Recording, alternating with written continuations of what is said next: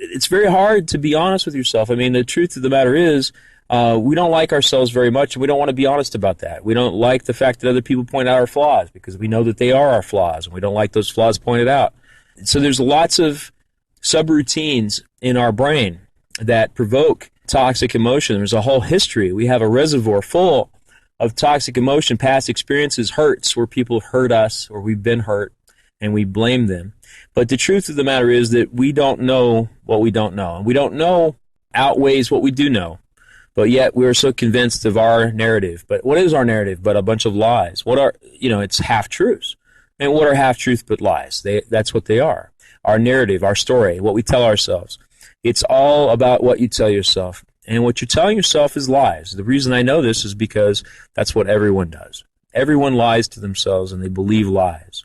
And so they vent their righteous indignation based on some misinformation, this limited knowledge where they don't know what they don't know, but still they feel vindicated and will feel even greater vindication by venting their frustration, their anger, their rage, trying to do it in an appropriate way without using profanity. But still, the outcome is the same. You did it with your boss and now you're fired. Okay, and it was because of your anger that you got fired. So, anger is your gift. I'm not backing away from that statement. Anger is a gift from God, but you've got to use it judiciously, and you have to be truthful about what it is you're thinking and feeling. You have to be completely honest and transparent. You have to have the highest and utmost integrity, because you better be prepared to be fired. You better be prepared for the unpleasant outcome of your anger. And if it's really justified and you really want to stand by it, then go ahead. Rebel. Rebel against everything. But the thing that we ought to rebel against is ourselves. The key word here is ought to. You have to understand the word rebellion, but first you must understand ought to, because if you are a person who is driven by should be, and you're seeing the world the way it should be, and you're upset because the world is not the way it should be, according to you. People don't talk to you the way they should talk to you. They don't look at you the way they should look at you. They ask you questions about things they should not ask you questions about. And that produces anger. That's the source of anger. If you're angry, it's because there's a should be in your head. You're telling yourself things that should be, and you're getting angry. Now, I've said before, and I'll say again, anger is your gift. Embrace anger. There's no reason to hide anger. There's no reason to lie to yourself. When you're angry, you're angry. Embrace it. But do a quick evaluation of yourself and realize that you don't know what you don't know, and that your narrative, the story that you tell yourself, is based on half-truths, which are lies. You do not have the whole story. Don't assume that you do.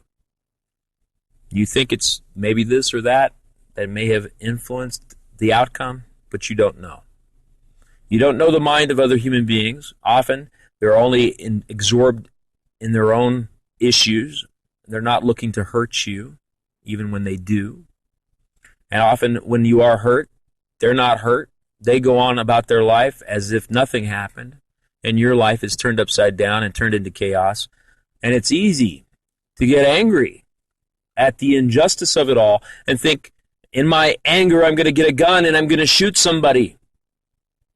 Well, that person doesn't even know why you're shooting them, really. I mean, they're doing what their boss told them to do, or what they thought their boss wanted them to do, but they were mistaken, perhaps. They made a mistake.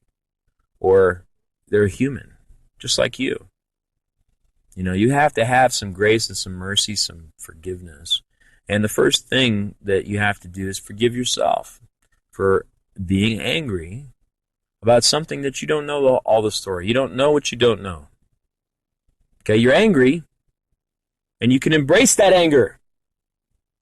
But you need to be honest about the fact that you don't know why you're angry. You really don't. The things that you've told yourself are just opinions that you've collected based on experiences and toxic emotion from the past, and you are suffering from psychic pain.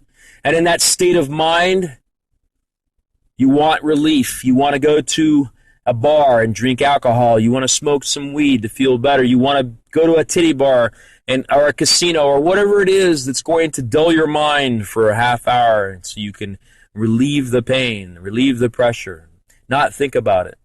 But you wake up the next morning and those $1 bills are gone. You got a little bit of a hangover and your problems are still there.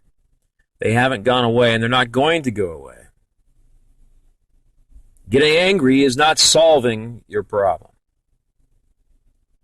Getting angry very well could create more problems. I'm not saying don't be angry. I'm saying have some righteous indignation, and it needs to start with your own self-deception. You need to be angry about the fact that you lie to yourself all the time.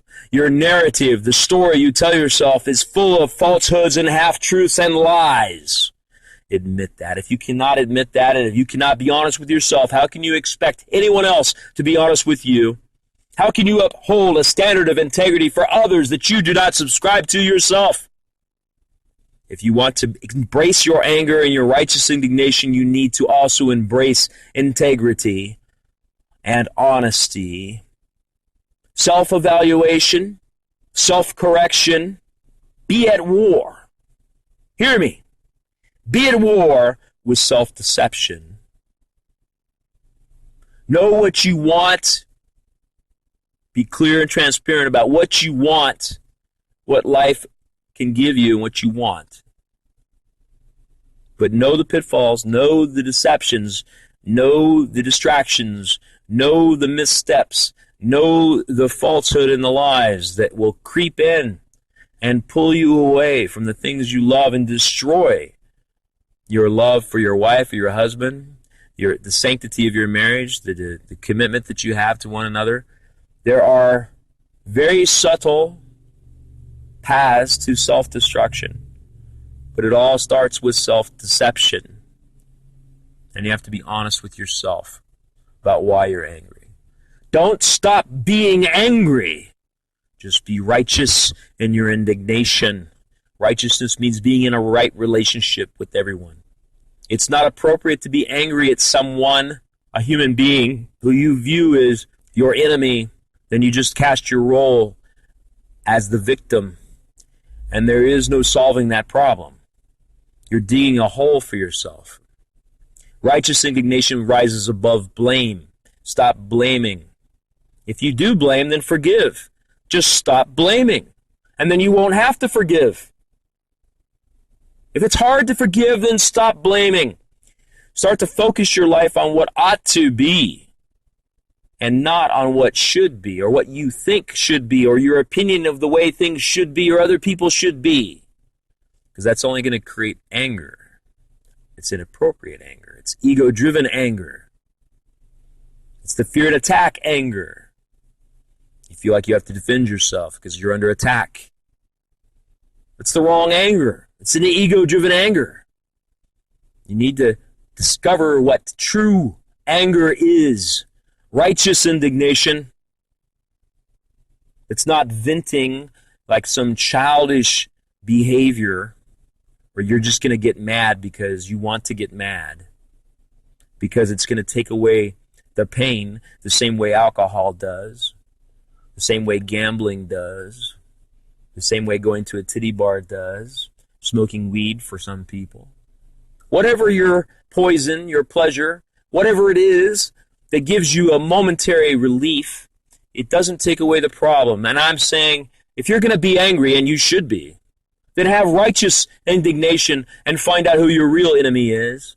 Your real enemy is your self-deception. Your real enemy is the narrative you tell yourself that is full of lies. Listen to your self-talk and start to tell yourself the truth. Think about what ought to be and stop thinking about what should be.